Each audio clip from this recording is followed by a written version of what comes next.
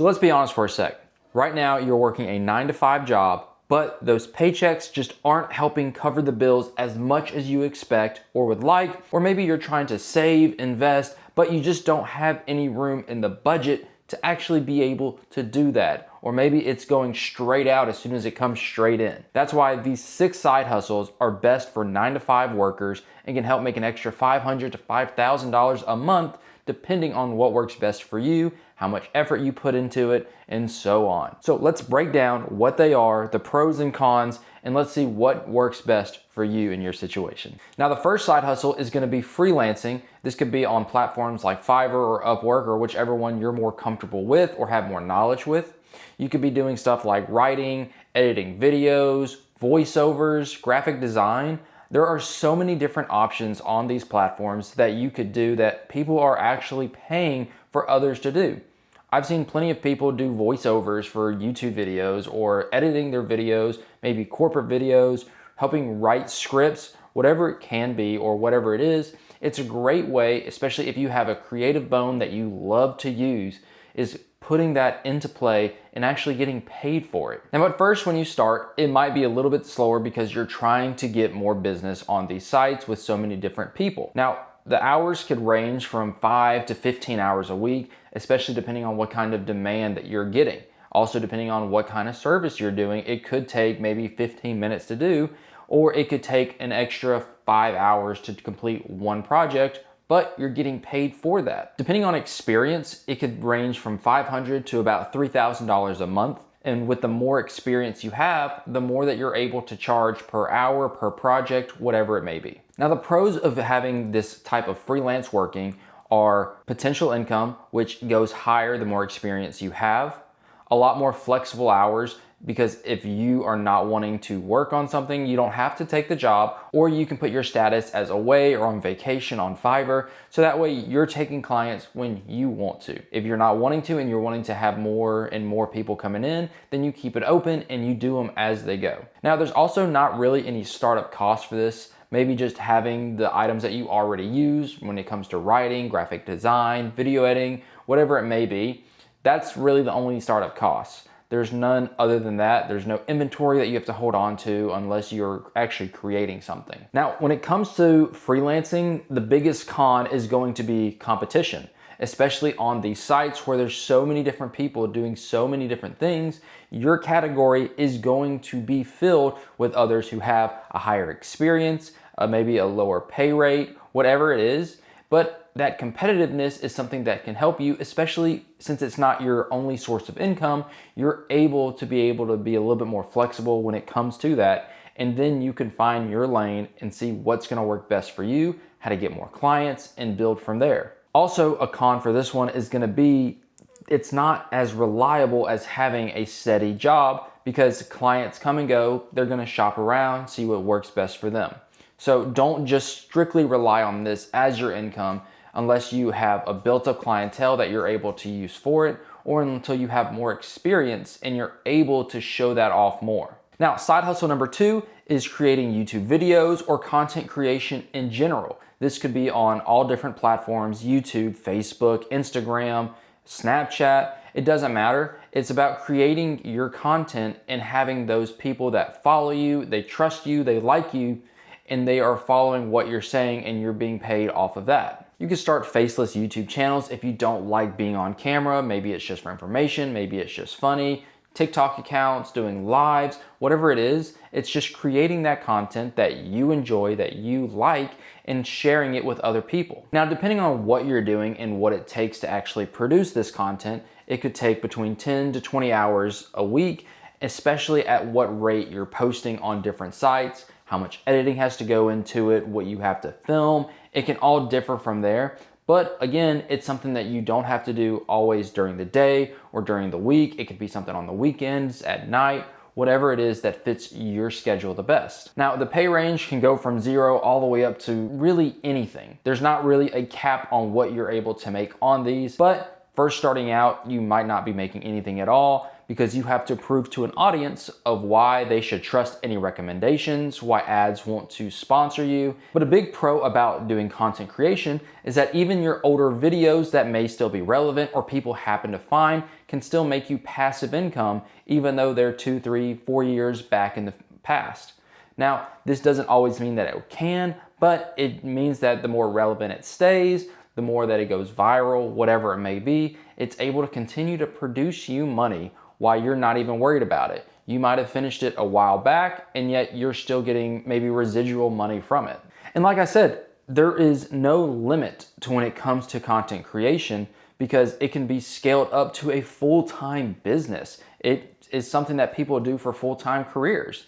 So just because that it doesn't start off super fast doesn't mean that it can't be something that takes over your 9 to 5 if you don't want to be there anymore, or if you want to keep that 9 to 5 for benefits or just because you love it in general, it's something that you want to do, your career, whatever the case is, you control what that scale is. Now, the thing about this, just like a lot of these side hustles, is it takes time. It's not, hit the ground running immediately, making money from it.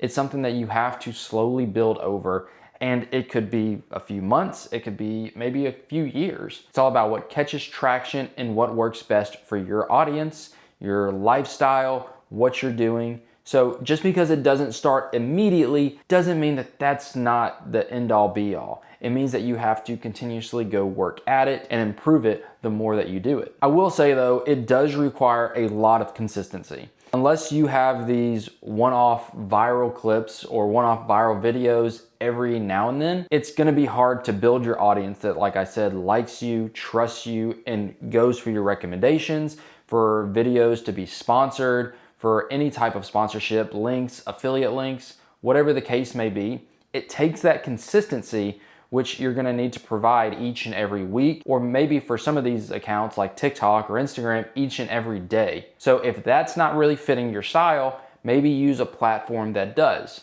YouTube is not as, unless you're doing shorts or something like that, it's not as daily as TikTok or Instagram is. Some of those that they have to post maybe 4 or 5 times a day to be able to keep up with trends, to be able to get more views, more likes, more followers, whatever the case may be. See what fits best for your schedule, especially when you're working Monday through Friday, 9 to 5, and you don't have time to be able to do that much stuff unless you're doing all of it at night or on the weekend and you're posting throughout the week. Now, another one that you've probably seen a good amount is reselling on maybe eBay or Facebook. This is a great way that if you like the sell game, that you can continue to do that, whether it be on the weekends, maybe it's, during your lunch break, whatever it is. It's a great way that you can get all of that set up and then you are waiting for somebody to come and buy what you're reselling. One thing that I used to really enjoy doing was flipping sneakers. I used to be a really big sneakerhead, and I would either buy them from the actual stores, or maybe I got a great deal somewhere and I was able to resell those on Instagram to different sneaker stores, to in person, and sometimes on eBay. Now this one also, the timing can be 5 to about 15 hours a week, but it depends on how much effort you're putting into it. If you are scouring different deals, different stores, different shoe stores to see what of the best deals that you can get, so that way you can honestly go and flip them, or maybe it's for cars because you love that. It can differ between how much you're having to travel and how much time it takes to actually make these deals work. It could differ tremendously. But I would say about 5 to 15 hours a week is what you'd be putting into that. Now again, depending on what the profit margin is for the different items that you're selling, it could be between $300 to $2,500 a month, especially when you're first starting out. Now when you do first start out, you could be in the negative, but it all depends on what kind of deals that you're getting at the front and what the demand is on the back end and when you're able to sell them. The good news though is when you're selling these items, whether it be on eBay, whether it be in person or to different stores, it's quick cash and you're able to really get that right then and there. It's not having to wait super long for something to clear and everything to go into play, or to go through, like on the freelancing, you're waiting for the whole project to be done. It's here's the item, do you want it? Yes, here's the money, done. There's not really any special skills that you need other than being able to identify these trends and being able to negotiate. If you need to be able to negotiate, looking up different tactics, and honestly just experience from doing it is a great way to improve that so that you're able to get more bang for your buck whenever you're flipping these items. Another pro is that you're able to start using things that you already have. Maybe there's an old desk or an old chair or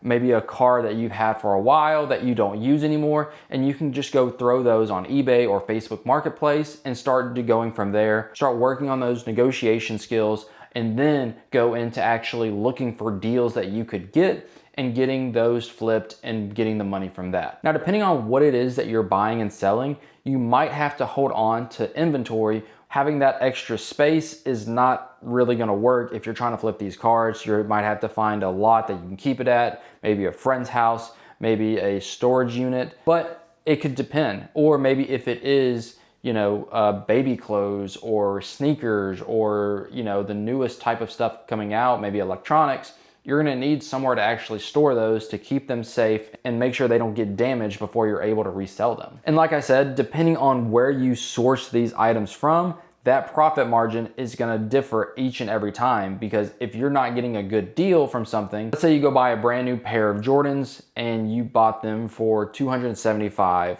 but once you actually try to sell them, nobody's really buying them for more than $260.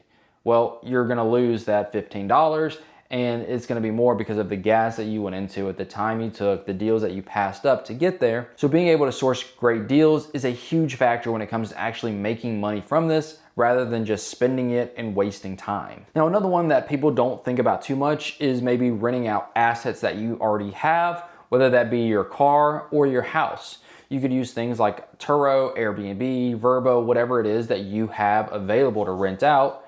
And the only time commitment is just making sure that you're managing these bookings online or on the app. Now, this could help you make an extra $500 to $2,500 a month, depending on how much you're able to rent out, what you're charging it for, what things cost. But it's a great way that you're already using assets that you have and renting those out. Kind of like when we went back to flipping, where you can start off selling things that you already have but you don't need.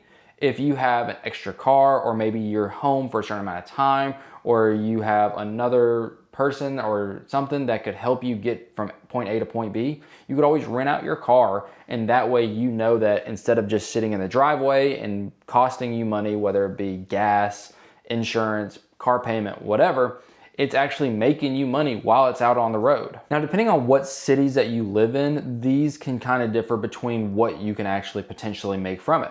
If you live in a city like Nashville, like me, then there's gonna be a lot more people looking for Airbnbs and car rentals, so that way they can get around and explore.